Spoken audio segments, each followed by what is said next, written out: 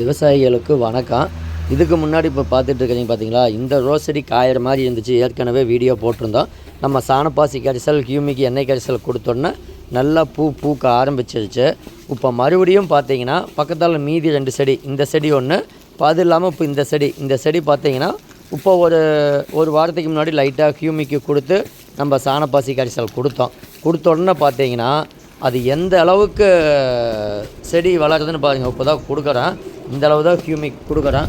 அப்படி கொடுக்கும்போது இந்த ஹியூமிக் போய் என்ன பண்ணுன்னு பார்த்தீங்கன்னா அதனுடைய வேர் வளர்ச்சியை தூண்டும், மண்ணில் உள்ள கெட்டதையெல்லாம் அழித்து நல்லதை செஞ்சு கொடுக்கும், மண்ணை ஆர்கானிக் இன்க்ரீஸ் பண்ணி கொடுக்கும். பாருங்கள், இப்போ மறுபடியும் ஒரு வாரம் கழித்து எந்த அளவுக்கு துளிர் விட்டுருக்குதுன்னு பாருங்கள். செடி காயிற மாதிரி இந்த செடி எந்த அளவுக்கு துளிர் பாருங்கள், எந்த அளவுக்கு நல்லா இருக்குன்னு. காரணம் என்னன்னு பார்த்தீங்கன்னா நம்ம ஹியூமிக்கு சாணப்பாசி கரைசல் விவசாயிகளே தயாரிச்சுக்கலாம். ஒரு கடைக்கு போய் எதுவும் வாங்க வேண்டியதுங்கிறது இல்லை.